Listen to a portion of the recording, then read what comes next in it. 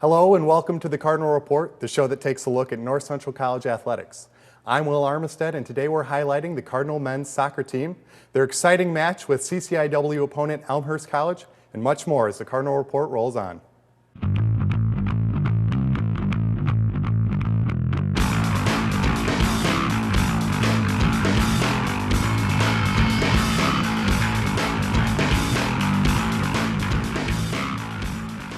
The North Central men's soccer team is in the hunt for a CCIW championship, a mark that the school last achieved in 1994.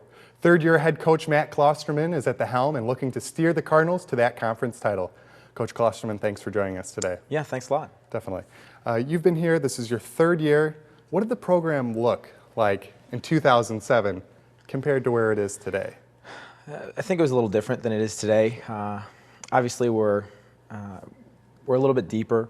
I think we have a lot more athletic team, probably more experienced soccer players coming into the program, guys with a lot more successful background, coming in as young players than maybe my first season. I think we had a lot less experience coming in my first season, and they were coming off a really tough year the year before I came in. So we've been building little by little, and I think we feel like we're very competitive this season against really top teams, and we feel like we've got a chance to win every game.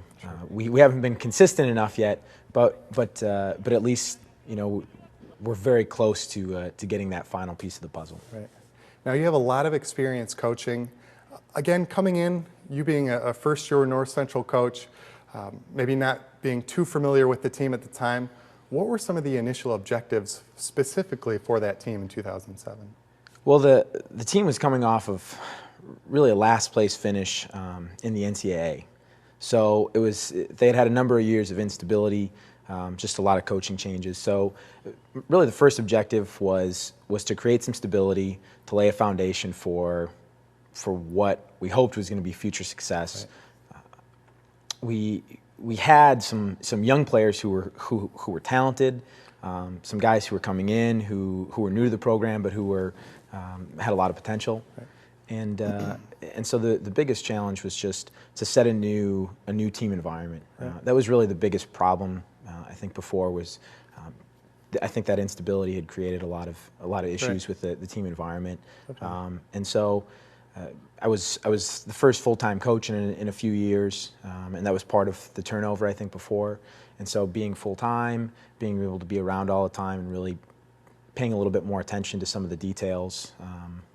I think that's one of the benefits of having a full-time coach as opposed to somebody who's part-time. Right. And so it really made I think it's made a big difference.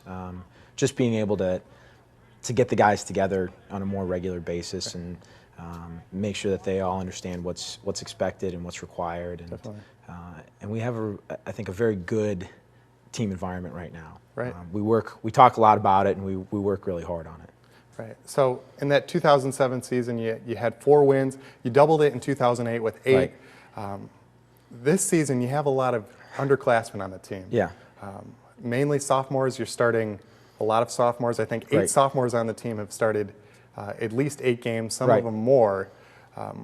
Is it similar to that first season, maybe with the inexperience? I know a lot of the sophomores this year have had a lot of playing time from sure. last year, but I guess how has the team evolved over that stretch? This has been one of the most interesting seasons I've ever had. It's been a real adventure from game to game.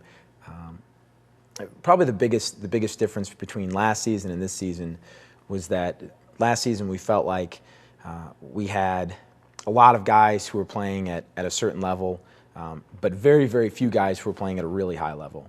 And this season we felt like we had a number of guys who took big steps in the off season, and so we have a lot more players who are playing at a higher level.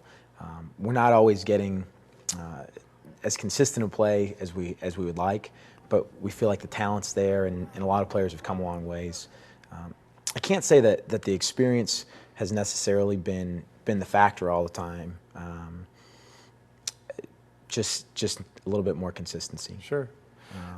There's 5 seniors on the team. Right. You know, how well have the seniors, and maybe the upperclassmen in general, some of those juniors, been gelling with the underclassmen or working with the underclassmen to try and propel that team to great things this season? They have a very good dynamic, I think. Watching practices, especially watching how the guys interact together. Preseason really set the tone, and the seniors did a really great job of setting the tone in preseason, making sure that the freshman guys felt welcome, that they were doing things to be proactive, trying to create that good environment that's really competitive, and where there's very good camaraderie. So I think you see that a lot in how they interact with each other.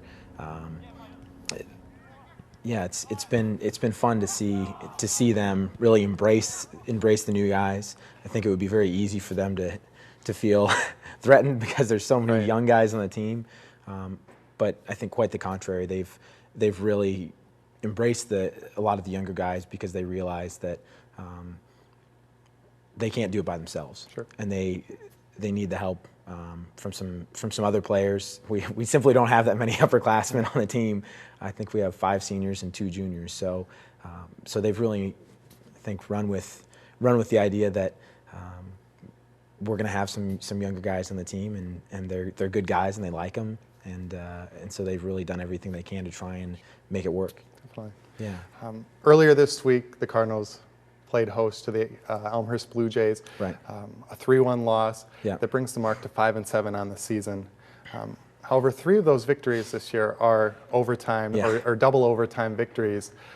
Can you kind of just talk about those overtime games, and are they more meaningful than maybe a game that you've won in regulation?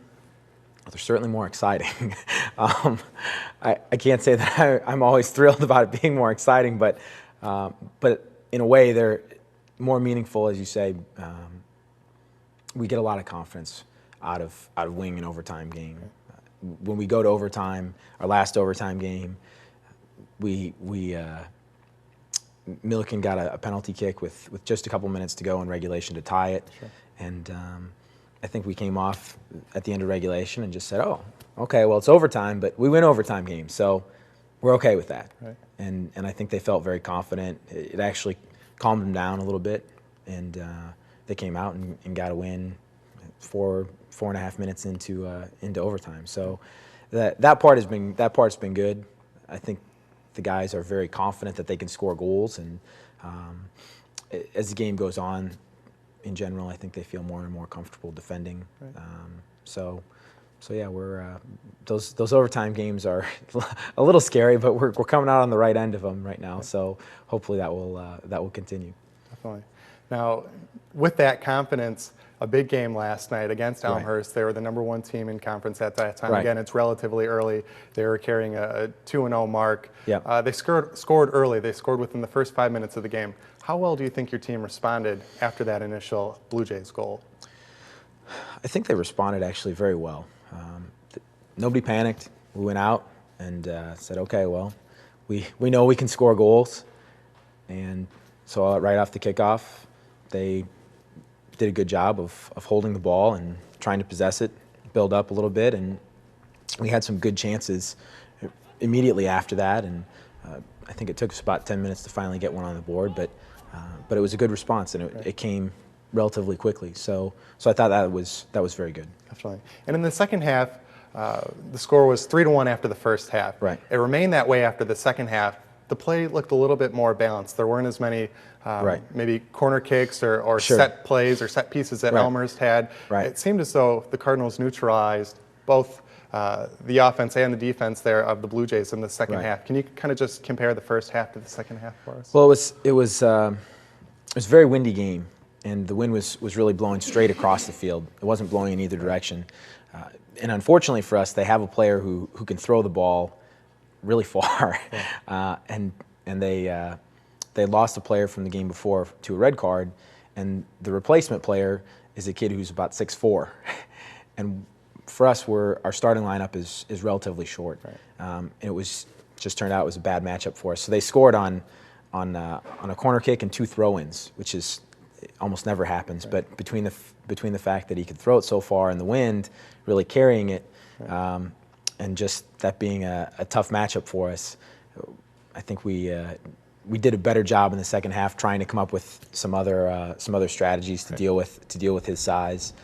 It was a good second half. I thought we fought very hard. I thought we created a number of chances. We had a couple of exciting opportunities that we didn't put in. That they did a very good job defending. I think on a couple of occasions they had players who were down for a long time after stopping a shot. That was a really hard shot on frame, right. And I give them a lot of credit. Sure. They went all out to try and stop some of the opportunities we had. Well, after yesterday's match, we actually had an opportunity to catch up with Brian McMahon, sure. The Elmhurst Yeah. Player who had 3 goals, their coach, as well as a pair of Cardinals in this week's edition of What's the Word. They came out, firing on all cylinders. They're a much improved team, and we had to kind of fight for our life a little bit tonight. Elmhurst is a great team, and they're well coached and well organized. And we knew coming into the game that it was going to be a tough effort. And they're a solid team, and they should do well later in the season. But we told the guys it's not the result we wanted, but it's something we can learn from and take from because this is a good team. All they had a good play. They kept going back to it. What they did is just had a guy that could throw it 30, 40 yards and just threw it to the box and threw it to him. And we didn't have anybody tall enough that could really. He's just a big guy. He can jump up, out-muscle us a little bit, and he could finish the ball like that. We stress a lot trying to find my head when we get long throw-ins or corners, and looking for me to get something on it. And I was lucky enough to get my head on one, flick it in, and the other one was just a good shot from the outside. North Central played a great game. I was lucky enough to get some nice goals. They showed good perseverance to keep it that level for halftime, and then we came out at halftime. We had a good 5 minutes to start the half, but we just couldn't put one in at the back of the net. We're a really young team. We start mostly sophomores, 1 senior, and a couple freshmen, and it's good for us that we can, that's our style of soccer that we play here at North Central, is just possession, and that's how we want to be known around the conference, as being a possession team. And we've worked really, really hard on that this season. After we've tried a couple things and didn't really work out, so we really want to focus on the possession aspect of the game. Well, the Seaside W is hands down, top to bottom, one of the toughest leagues in the entire country, and they're going to sneak up on some people, and they're going to continue to plug along. And Coach Klosterman's done a real nice job with the group that he has, and I look for them to still be a solid team now and in the future. Coming up, we'll be joined by Cardinal forward Felix Lechner and forward Michael Curtis. Stay tuned.